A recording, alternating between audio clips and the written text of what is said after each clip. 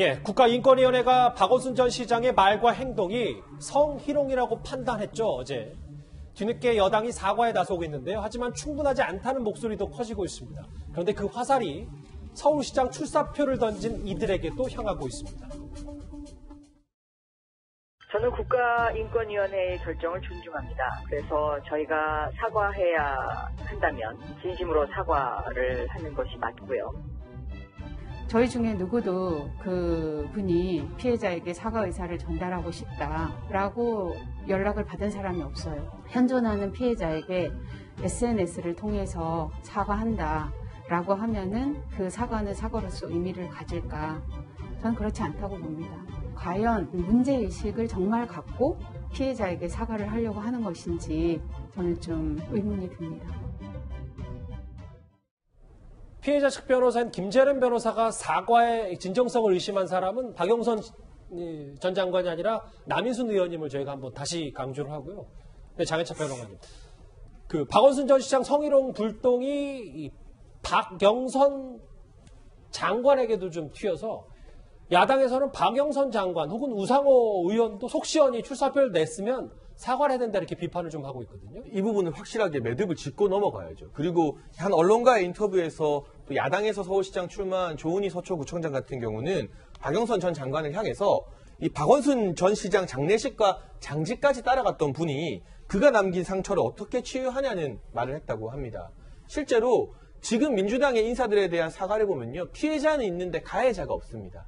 피해자의 상처를 회복해야 된다. 미안하다. 앞으로 그러지 않겠다고 했는데 누가 무슨 잘못을 했는지 박원순 전 시장을 특정해서 그의 책임을 묻거나 비판하는 멘트는 하나도 나오지 않고 있습니다. 국가인권위원회 결정이 나오니까 유감을 표하는 수준인 것인데요. 정말 진정성 있는 사과가 되려면 김재련 변호사가 밝힌 것처럼 SNS를 통해서가 아니라 피해자를 직접 찾아가서 앞으로 피해자가 정상적으로 서울시청에서 위축되지 않고 근무할 수 있도록 위로해주는 그러한 어떤 공을 들여야 될 것이고, 두 번째로는 피해자를 잊게 만든 가해자 박원순 전 시장의 책임이었다.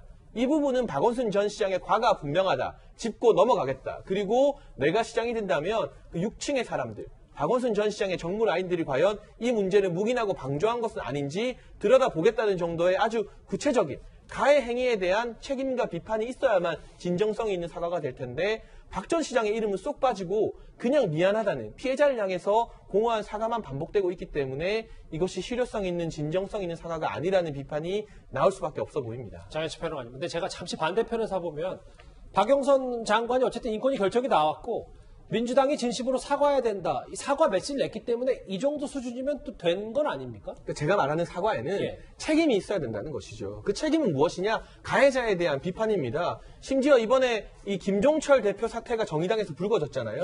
여기에 대해서 정의당이 사과하면서 김종철 대표에 대한 비판과 책임을 묻지 않고 피해자인 장혜영 의원에 대해서만 사과하고 우리가 재발 방지하겠다. 정의당 입장이 그렇게 나왔다면 누가 정의당의 대응을 진정성 있게 바라보겠습니까? 그런데 많은 사람들이 있어서는 안 될 일이 일어났지만 정의당의 대처가 그나마 잘 됐다고 평가하는 것은 가해자인 김종철 대표에 대한 비판과 책임이 명확하게 드러났기 때문입니다. 하지만 지금 민주당의 사과에서는 가해자인 박원순 전 시장에 대한 비판과 책임이 빠져있기 때문에 알맹이가 빠졌다. 정의당의 대응과 여러모로 비교가 많이 된다는 평가를 할 수밖에 없습니다. 그러니까 박영선 장관, 전 장관에 대해서 이제 이 문제가 더 논란이 되는 건 왜 그러냐면, 박영선 지금 전 장관이 여당 내에서 대표적인 여성 정치인이고 또 대표적인 여성 장관 아니었습니까? 네. 그럼 이 문제에 대해서 좀 더 적극적으로 입장을 낼 수도 있었는데 마지막에 선거에 나와서 몰리니까 어쩔 수 없이 소극적인 입장을 낸 거 아니냐, 이런 그 측면이 하나가 있고,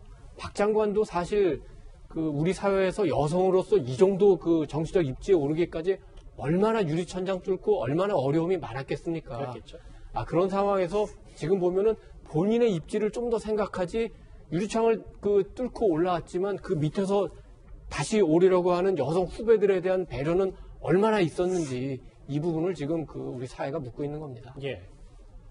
그런데요, 실제로 민주당은 정의당 대표의 성추행 사건에 대해서 그제 충격을 넘어 경악을 금치 못할 일이라고 논평했다가 당 안팎으로부터 비판을 많이 받았습니다. 저희가 당대표의 입장 변화를 지난 7월과 오늘 한번 연이어서 보여드리겠습니다. 피해 호세인께서 겪으시는 고통에 깊은 위로의 말씀을 드리며 피호소인의 뜻에 따라 또한 피호소인에 대한 근거 없는 비난을 멈추고 고 박원순 서울시장, 성희롱 등에 관한 인권위 조사 결과를 무겁게 받아들입니다. 피해자와 가족들께 다시 한번 깊이 사과드립니다. 반년 전에 이제 피해 호소인이라고 표현했던 이해찬 전 대표인데 오늘 이낙연 대표가 공식적으로 당 대표 자격으로 인권위 결과에 대해서 사과를 좀 했습니다. 근데 남영희 부대표님, 이 논평 얘기를 좀 안 할 수가 없는데 당 내부 분위기는 어떤지 궁금해요. 왜냐하면 이게 지금 충격을 넘어 경악을 금치 못할 일이라는 그제 당 수석 대변인의 논평이 이게 지금 민주당이 할 자격이 있냐에 대해서 비판 목소리가 많거든요. 뭐 오늘 물론 해명을 좀 하긴 했지만요.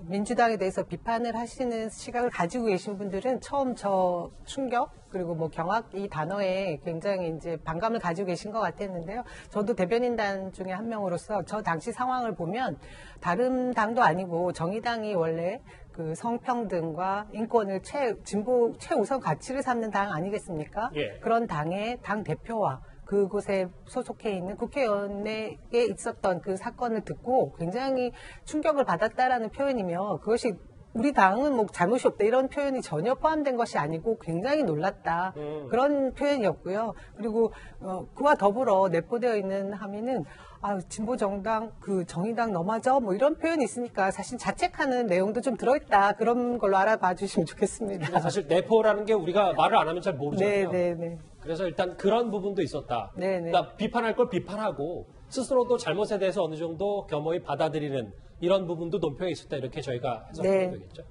알겠습니다. 오늘 당대표가 사과를 한 박원순 전 시장 성추행 의혹 관련해서 박영선 전 장관에게도 불똥이 튀었습니다. 이 소식 여기까지고요. 다음 주제 정치권 이슈가 하나 더 있는데 그 전에 여러분들의 목소리를 한번 듣고 넘어가겠습니다. 첫 번째 댓글부터 만나볼까요?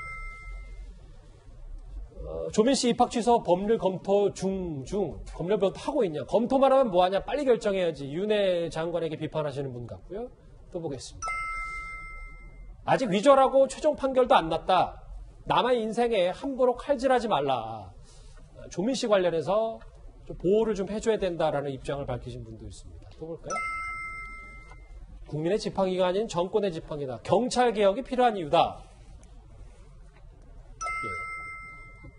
이건 공익신고로 포장된 정치적 기밀 누설이다. 김학의 전 차관 출금 수사는 전형적인 본말이 전도됐다. 이런 의견도 있으십니다. 마지막 볼까요?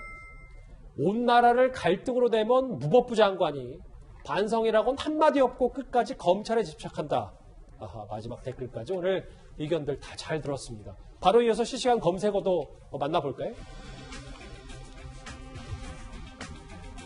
최근에 한 SBS 펜트하우스 드라마에서 그 활동으로 뭐 로건리라는 이름으로 캐릭터로 잘 유명세를 탔던 배우 박은석 씨가 강아지를 입양하고 취소한 거 아니냐. 그래서 연출된 강아지를 보여주는 거 아니냐는 논란이 있었는데 이거에 대해서 오늘 본인은 좀 부인을 했습니다. 다음 주제 두 초선의 정치인 이름이 올라와 있는데 이 두 정치인은 바로 이어지는 다음 주제에서 만나봐야 할 것 같습니다.